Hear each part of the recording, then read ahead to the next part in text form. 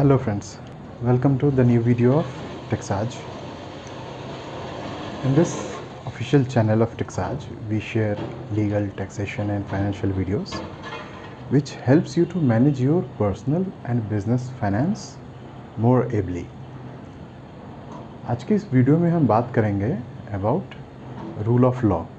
In fact ये entire series जो हमारा है वो प्रिंसिपल ऑफ नेचुरल जस्टिस पे है. पहले ही हम 3-4 टॉपिक्स कवर कर चुके हैं. आज का हमारा टॉपिक है rule of law. Rule of law होता क्या है? व्हेन वी से रूल ऑफ लॉ, इसका मतलब क्या है? हम जनरली समझते हैं कि रूल ऑफ द गवर्नमेंट और रूल ऑफ द मोनार्क और rule of king, anybody. But what is rule of law? Rule of law comes from a very ancient term. Very ancient मतलब अगर हम कहें that who coined this term first, तो we got the traces of Arthashastra in from Chanakya. King George II, उन्होंने भी rule of law की बात की थी in England.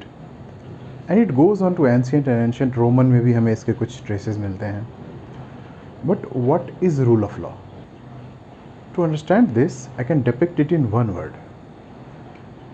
The bedrock of our democracy is in the rule of law, which means we have a independent judiciary, a judiciary which is not shaken by the blow of wind from political influences. This is called rule of law. In the words of Vienna Declaration 1983, a rule of law is indispensable, inseparable and indeterminable part of human rights which have to be protected at any and all costs. Rule of law की एक बात काफ़ी significant में आई थी last year when dreaded gangster of Uttar Pradesh Vikas Dubey namely was said to be dead in a police encounter, but we all know the facts, right? I don't have to state this in a video. There are people who believe that it needs to be done because it's done in order to protect the society. But this is not the way. There should be a rule of law, not a rule of government or rule of a dictator or rule of a elected politician, whatever you say this. But no, there should be a rule of law, and law should be above all, and it should treat everyone equally despite the fact that he deserves or not. But when we look at the broader sense, to maintain peace and prosperity in society, there have to be some not so legal means. आसान शब्दों में अगर मैं इसे बताऊं, तो अगर एक बंदा क्राइम करके या चोरी करके भाग रहा है, पुलिस उसका चेस कर रही है और सामने में रेड सिग्नल आता है ट्रैफिक का, तो आप क्या कहेंगे कि जो क्रिमिनल है वो तो ऑफ कोर्स वो तो क्राइम करके ही आ रहा है, तो वो तो भाग जाएगा. बट आपके ओपिनियन में क्या उस पुलिस वाले को वो रेड सिग्नल तोड़ना चाहिए या उस सिग्नल पे रुक जाना चाहिए, ताकि जब सिग्नल ग्रीन हो तब मैं जाऊंगा और तब शायद उस चोर को पकड़ पाऊंगा, अगर पकड़ पाया तो? व्हाट डू यू से? जो लोग ह्यूमन राइट्स के बहुत पक्षधार हैं, मैं उनसे पूछ रहा हूँ, पुलिस को क्या करना चाहिए? ग्रीन सिग्नल का वेट करना चाहिए, क्योंकि तब तक तो भाग जाएगा. You know this, we know this, everybody knows this. और पुलिस जिसे हम चाहते हैं कि वो अपना काम करे, वो चाह के भी नहीं कर पाएगी, क्योंकि there is a green signal that is not there and there is a red signal जो उसे फॉलो करने के लिए आप बोल रहे हो. या फिर वो उस रेड सिग्नल की परवाह ना करे और उस बंदे को जाके धर दबोचे जिसने सोसाइटी को हार्म पहुंचाया है, क्राइम किया है. I am not going to answer this. ये आपके ऊपर मैं छोड़ता हूँ, आप देखो इसका जवाब क्या होना चाहिए. This is the essence of rule of law. The term rule of law means what it says, rule of law, and not of men or elected people or government or anybody. This term rule of law is derived from a French maxim, le principe de l'égalité, The ultimate requirement of rule of law is that government should be subject to rule of law and not vice versa. That is, rule of law should not be the subject of government, that they can change as per their wish and desire. According to Black's Law Dictionary, rule of law is defined as supremacy of law, where judgments and decisions are made based on principles, equitable and conscientious, not by the discretion of any third party. In India, a rule of law applicability is not possible 100%. When I mean to say this, हमारे संविधान में ही, I am pretty much sorry for this but this is a fact, हमारे संविधान में ही governor को बहुत सारे डिस्क्रिशनरी पावर्स दे रखे हैं कि वो किसी को माफ़ कर सकता है, चाहे उसने मर्डर किया हो, रेप किया हो, नो मैटर. प्रेसिडेंट को दिया हुआ है काफ़ी सारे पावर कि वो उसे माफ़ कर सकता है. तो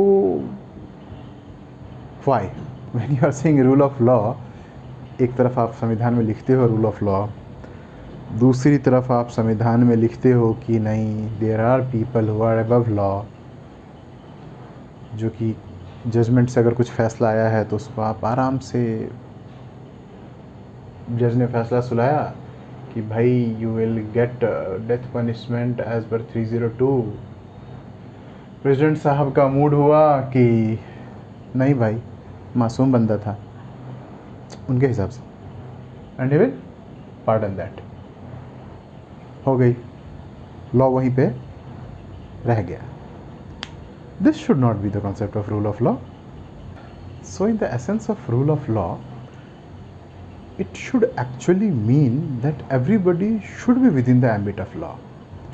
चाहे वो जुडिशरी हो, चाहे वो हमारी एग्जीक्यूशन अथॉरिटी हो, चाहे लेजिस्लेटिव हो, everybody should be subject to law and not above law. Even the function and action of the executive of the government or of the judiciary should be subject to law and not above law. Now let's discuss about the origin of rule of law. The origin of rule of law in India can be traced back to the period of Chanakya, where in the Arthashastra he mentioned that the king should be subject to rule of law, and he enunciated various principles accordingly that rule of law must prevail overall. In Roman Empire, the new term that came along that medieval period was government. The king is subject to the god and the law. This was a new term. The king was said to be subject to God and the law. It was an attempt to emphasize on the applicability of rule of law, but it didn't succeed till the time of Julius Caesar. I don't know. In England, in 1215, in the period of Magna Carta,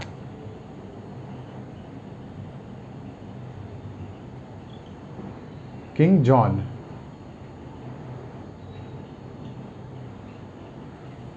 in his term, the rule of law was propagated much because there was a steep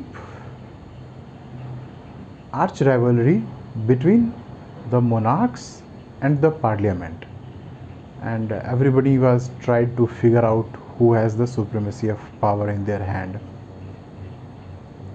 In fact, this movement in Britain that time, England, ruled out much of a blueprint of rule of law that we have now, and the Indian Constitution, in it the rule of law that we see has some reflections of this Magna Carta principle. If you talk about USA, in 1776, Paine was the guy who emphasized for rule of law, because he said America should be a free country, and in every free country law should be the king and no one else. He tried best for implementation of law as the rule of law, and these days we study their facts, study the theories of pain a lot. It would be an injustice to Dicey if we study the concept of rule of law and not talk about him. His contributions are enormous in the field of rule of law. He was the one who coined that a rule of law should be based on three principles: supremacy of law, equality before the law, and third, predominance of legal spirit. Now let us discuss those three principles of rule of law. Number one, supremacy of law. Supremacy of law. This is the first pillar of rule of law. It means that the law rules over all people, including the person administering the law. The absolute supremacy of the law, as opposed to the arbitrary power of the government, is what constitutes the rule of law. In other words, a man should only be punished for the distinct breach of law and not for anything else. The person cannot be punished by the government merely by its own fiat, but only according to the established law. Further, discretion has no place where there is supremacy of law. Discretion is a link to arbitrariness. Whenever there is discretion, there is room for arbitrariness and discretionary authority on the part of the government to jeopardize the legal freedom of the people. Number two, equality before law. The second important pillar rule of law is equality before law. In other words, every man, irrespective of his rank or position, is subject to the ordinary law and jurisdiction of the ordinary court, and not to any special court. Special law and special courts is a threat to the principles of equality.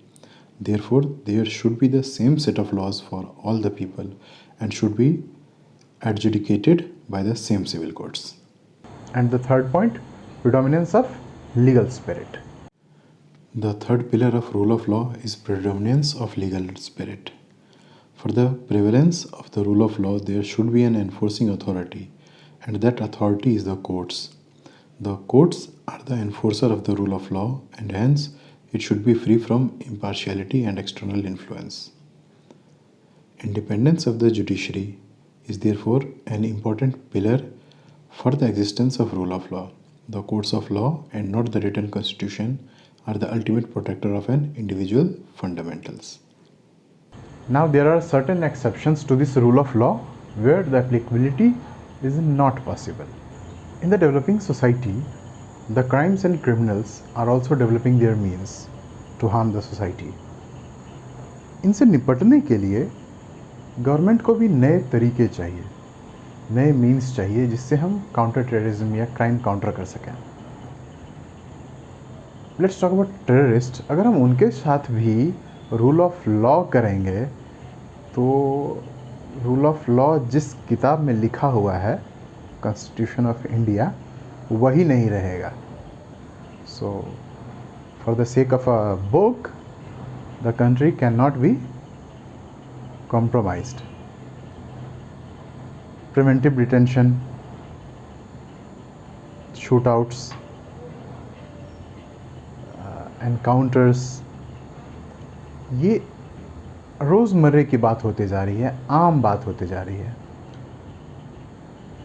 कहीं लगता है कि शायद ये सही है, कहीं लगता है ये गलत है.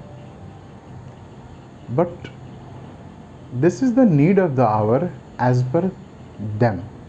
I am a law person, so मैं हो सकता है उनसे सहमत ना रहूं, बट एक लॉ पर्सन अपने घर में रहता है और वो घर अगर सेफ नहीं है तो I don't know, at least I don't want my police department to treat Kasab as a guest, chief guest, humanitarian grounds पे, that he should be subject to a good behaviour, like अच्छे खाना दो उसको, अच्छी जगह रखो. You know, if you treat the cancer cells ethically, patient मर जाएगा, है ना. दिस इज़ इंडियन कॉन्स्टिट्यूशन में बहुत सारे प्रावधान दिए गए हैं जहाँ पे रूल ऑफ लॉ को साइड करके कुछ डिस्क्रिशनरी पावर्स हैं एग्जीक्यूटिव्स के हाथ में. Let's discuss that. Under Article 72 of Indian Constitution, the President have the powers to pardon, reprieve, remission or respite the punishment of a criminal or a convict, or even to suspend the decision and can grant freedom to him. Yes, this is Article 72 Indian Constitution. The power is with the President. तो आइए अब देखते हैं कि हमारे संविधान का article 72 क्या कहता है. Power of president to grant pardons etcetera and to suspend, remit और commute sentences in certain cases. Point 1. The President shall have the power to grant pardons, reprieves, respites or remissions of punishment or to suspend, remit or commute the sentence of any person convicted of any offense. In all cases where the punishment or sentence is by a court-martial, in all cases where the punishment or sentence is for an offense against any law relating to a matter which the executive power of the Union extends, in all cases where the sentence is a sentence of death. Point 2. Nothing in subclause A of clause 1 shall affect the power to suspend, remit or commute a sentence of death exercisable by the governor of a state under any law of the time being in force. Similar powers has been given as per Article 161 to the governor. आइए अब discuss करते हैं कि article 161 क्या कहता है. Power of governor to grant pardons etc. and to suspend, remit or commute sentences in certain cases. The governor of a state shall have the power to grant pardons, reprieves, respite or remission of punishment or to suspend, remit or commute the sentence of any person convicted of any offense against any law relating to a matter to which the executive power of the state extends. He can also pardon, respite, reprieve or remission any convict and or can suspend his term, jail term or convictness on the grounds best known to him. This is the, when we say discretionary powers with few officials above law. These are the two prime examples. There are a few more. Article 85 of Indian Constitution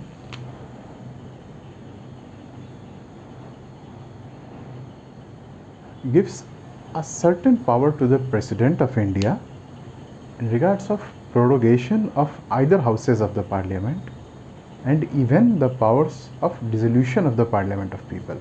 In another article, Article 356, the governor has the power, the discretionary powers, to send the reports to the President. And with Article 200, governor has the power to reserve bills for a limited period of time, but yes, he still has the powers to reserve the bill, and this is one of the discretionary powers. Discretionary powers की बात कर रहे हैं तो अब थोड़ी सी बात हमारी पुलिस के लिए भी हो जाए. Police have been given a wide range of discretionary powers right from the first stage, that is arrest, even without a warrant in case of some cognizable offences. And there are certain writs also which are not applicable when he is not subject to habeas corpus. Habeas corpus के लिए हमारी आप दूसरी videos देख सकते हैं. You have to just on YouTube type habeas corpus TAXAJ, you will get the video. Habeas corpus में भी वो produce नहीं होगा. That is the range of discretionary powers that police have. The criminal courts in India also have wide discretionary powers in matters of announcing the sentence for the crimes. They have discretion which is mere less subject to appeal or certiorari. Now let's talk about immunities and privileges. In India, normal citizen does not have the power or privileges like what many person in judiciary or politicians or executive or police get. They have various kinds of immunities and privileges that the normal public do not have. Let's see those points. Under Indian Constitution, equality before law doesn't mean that the power of a private citizen should be the same as a public official. Public officials like ministers, local authorities, public officers, and others of the like have many powers, immunities, and privileges which ordinary citizens don't have. For example, the president or governor is not answerable to the court of law in discharge of his executive functions. No criminal proceeding whatsoever can be instituted against president or governor of state while he is in office. No civil proceedings in which relief is claimed can be filed against the president or governor except after an expiration of a 2 months notice that is served on him. Now, if you talk about the international citizens, they also have certain rights, privileges. Diplomats mainly, they have various rights and privileges which normal public do not have. They cannot be arrested, they cannot be subject to Indian laws. There are certain more things that the benefit they get. इतने सारे खामियों के बाद भी हम क्यों कहते हैं कि हमारा संविधान सबसे अच्छा है? सिर्फ इसलिए क्योंकि we have various articulation that protects the democracy above all. In India, there is a rule of law. Not like other countries where there is a saying, maxim, that the king can do no wrong or the crown cannot commit a crime. England में है basically. यहाँ पे चाहे president हो, prime minister हो, कोई भी हो, they all are subject to law. They all go to the same court. They all will be applied with the same rule of law जिससे एक नॉर्मल सिटीजन गाइड होता है. ये हमारे यहाँ की खासियत है. हमारे डेमोक्रेसी के तीनों pillars, the judiciary, the legislative and the executive, ये तीनों ही सेम रूल ऑफ लॉ से गवर्न होते हैं. Definitely there are certain instances जहाँ पे आप रूल ऑफ लॉ अप्लाई नहीं कर सकते. सपोज एक जज साहब जो फैसला सुनाते हैं किसी को फांसी का, तो he is the responsible for that guys death, right. अब जो उसे फांसी होगी उसका सज़ा किसके ऊपर आएगा? जज साहब ने सुना है ना. तो जज साहब is the ultimate one who has punished that guy who is responsible for his death. तो नहीं, he is acting on the capacity of a जज. He should not be treated the same way like a normal guy. There are things, but yes, overall I can say that Indian democracy has the finest of judgments. In Indian constitution, rule of law has its essence in various of the articles, various of the fundamental rights. Article 14 में rule of law का बहुत अच्छे से essence दिया हुआ है, उसको देखते हैं.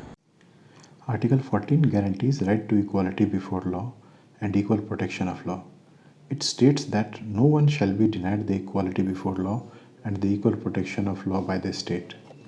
The direct connotation of these words provided under Article 14 is that the law is supreme and there is no scope of arbitrariness as everybody is governed by the rule of law. Law treats everybody equally without any biases, which is the basic requirement of rule of law. In the case of Menka Gandhi also, the judgments of Supreme Court clearly marked that Article 14 strikes at the arbitrariness of the state action, where state is biased on some action. Our Article 14 protects its rights. Article 15, 16 and 23, they all support the concept of rule of law. Article 13 also enhances the doctrine. एक case law, सबसे famous case law India का आज तक का जो हम day 1 से पढ़ते आ रहे हैं, केशवानंद भारती केस, उसमें भी इस एसेंस को डिफाइन किया गया था. In Keshwanand Bharti versus State of Kerala, the Supreme Court has included the rule of law as the basic feature of the Constitution. In this case, though the Supreme Court upheld the amending powers of the Parliament which extends to every article provided under the Constitution, but has limited that power by providing that such power cannot be used in amending the basic feature of the Constitution. Fundamental rights क्या कहा गया था वो देखते हैं. In relation with fundamental rights. So, fundamental rights are universal and alienable rights. Such fundamental rights can only be protected by the state that respects the rule of law. Fundamental rights are provided under Part 3 of our Indian Constitution. Such fundamental rights cannot be abrogated and can be enforced under Article 32 and 226 of our Constitution. The Indian Constitution is the supreme law of the land, and every law has to be in conformity with the Constitution. If any law is in violation of any of the provisions of the Constitution, especially the fundamental rights, shall be declared void. One of the basic postulate of rule of law, beside equality and justice, is liberty. And the fundamental rights for liberty कहाँ enshrined है? हमारे article 21 में. Article 19 भी हमारी बात को support करता है. Now let's see a case law. E.P. Royappa. In this E.P. Royappa versus State of Tamil Nadu and another, the Supreme Court held that for the state to justify its action of curtailment of fundamental rights, it has to fulfill all the requirements provided under Article 14, 19, and 21. Another significant derivative of rule of law is judicial review. Judicial review is the essential part of the rule of law. It not only protects the constitutional principles but also checks administrative action and its legality. All actions of the state authorities and bureaucracy are all subject to judicial review and are accountable to the courts for the reasonableness of their action. Another strong derivative of rule of law is judicial review, which again strengthens this concept. अब चलिए from the exam point of view, let's prepare for some case laws. क्योंकि exam में अगर case law नहीं लिखेंगे तो marks नहीं आएगा. So our first case law, A.K. Gopalan versus State. In the case of A.K. Gopalan versus State, also known as the habeas corpus case, the order of detention passed during emergency was challenged in the case on the grounds that such order is violative of the principle of rule of law, which is a basic feature of the Indian Constitution. The issue that was before the Supreme Court was to decide whether there is any rule of law in India apart from Article 21 of the Constitution. The majority bench in the case decided the matter in the negative, while Justice Khanna gave a dissenting judgment. He observed that the rule of law is accepted in all civilized society and is considered as a symbol of society being free. He further observed that rule of law is the only means of archiving the balance between individual liberty and public order. Hence, he was of the opinion that even if there was no such article like Article 21 in the Indian Constitution, the state has no power to deprive a person of his life and liberty without the authority of law. Second case law, A.K. Krapak versus Union of India. In A.K. Krapak versus Union of India, the Supreme Court on the question whether the principle of natural justice can be followed in administrative function held that every instrumentalities of the state is bound by the doctrine of rule of law and is charged with the duty of discharging their function in a just, fair and reasonable manner, which forms the basic principle of rule of law, without which the concept of rule of law has no validity. The rule of law is applicable to the entire field of the administration, as every organ of the state is regulated by the rule of law. Third case law, Indira Gandhi versus Raj Narayan. In Indira Gandhi versus Raj Narayan case, in this case the 39th amendment to the constitution was challenged, which has placed the election of president, prime minister, vice president and the speaker of Lok Sabha unjustifiable in the courts of law. Holding the amendment as unconstitutional, Chief Justice A.N. Ray found the amendment as violative of the basic structure of the constitution, that is rule of law. Rule of law, being antithesis to arbitrariness, does not empower the parliament to pass a retrospective law validating an invalid election. Such exercise of power is opposed to the basic principle of rule of law. Fourth, Bhajan Singh versus State of Punjab. In Bhajan Singh versus State of Punjab, this is a landmark judgment on the death penalty. The question whether death penalty can be imposed under Article 302 of IPC was discussed in this case. While the majority of the judges held that death penalty can be imposed under rarest of the rare situation, Justice Bhagwati dissented with the majority opinion and said that the imposition of the death penalty under Section 302 of IPC is ultra vires and void, as it violates Article 14 and 21 of the Constitution. Justice Bhagwati has emphasized that rule of law denies any room for arbitrariness and unreasonableness. To ensure this, he has suggested that the power of the parliament to make law should not be unfettered and the access of executive and legislative power should be brought under the check by the independent judiciary so that the rights of the citizen can be protected.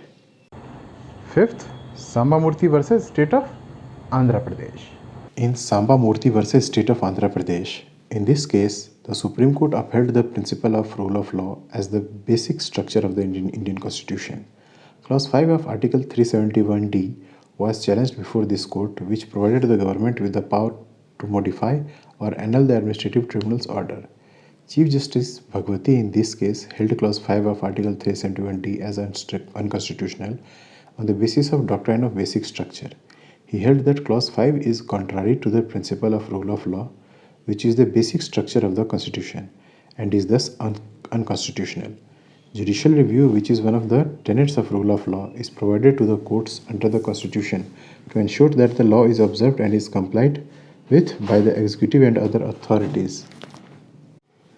And such power of judicial review cannot be taken away from the court. Any such attempt would be against the rule of law and thus ultra vires. Sixth case law, Yusuf Khan. In the Yusuf Khan versus Manohar Joshi case, the Supreme Court laid down that the Constitution places a duty over the state to maintain and preserve law and order and to see that no act of violence overpasses the mandate provided by the rule of law. Hence, it is quite evident that the concept of rule of law is gaining importance and attention, and judicial efforts are made to make it stronger. There are modern concept of rule of law, जो कि बहुत बार define किया गया है judicial review में, और supreme court में अपनी अलग अलग जजमेंट्स में भी इस बात को बताया गया है. Right from Kesavananda Bharati versus state of Kerala वाले केस में, where it was particularly mentioned that the soul of our Indian constitution should not be tampered with. These above mentioned judgments and case laws clearly depicts that India has the rule of law. A democratic country in India takes much of a pride when rule of law is followed and steps are taken for proper justice. When a crime is committed, we follow particular steps. The perpetrator is arrested on judicial sanction. Suspects are questioned, evidence is collected, interrogations are conducted, and then a formal case is built up. The case then is presented to the court and they look over the proceedings. They look over to the testimonies and evidences, and the culprit, according to us, but the defendant has the legal right to defend himself. After viewing all the facts, the judiciary will look up into the matter, will examine each and everything, and then will issue a judgment on seeing each and every fact. Because in our judiciary, no one is a criminal until the crime is proved. Everybody is innocent until they are proven guilty. This is the essence of rule of law in India. So this was all from this video of rule of law. I hope you have liked the video. मैं theoretical वे से नहीं पढ़ाता हूँ कि book में जो है उसको dicta reading, no. I like to explain things like I have learned so that you can memorize it. When you listen to the video, listen to my talks, you will see that more often I give examples from real life that you can connect to, that you can remember. Instances आपको याद रहेगा कि habeas corpus क्या हुआ, सर्चोरेडी क्या हुआ, mandamus क्या हुआ, रूल ऑफ लॉ कहाँ अप्लाई होता है, कहाँ नहीं होता है, कौन रूल ऑफ लॉ के संग खिलवाड़ कर रहा है, एक्सेप्शंस कहाँ है हमारे रूल ऑफ लॉ में, आर्टिकल 200, आर्टिकल 356, आर्टिकल 72, आर्टिकल 181, ये सब आपको याद रहेंगे. जब मैं बताऊँगा कि 200 मतलब रख लेगा वो 15 दिन या 30 दिन के लिए होल्ड करके पार्लियामेंट प्रोसीडिंग करो. गवर्नर 356 क्या हुआ, report sending to the president. 72 governor के हाथ में है, प्रेसिडेंट के हाथ में है. 161 गवर्नर के हाथ में है. These all are various things that we need to learn, not just from the point of view of gaining marks in exam, but yes, to learn so that it will be beneficial for you. I hope you have liked the video.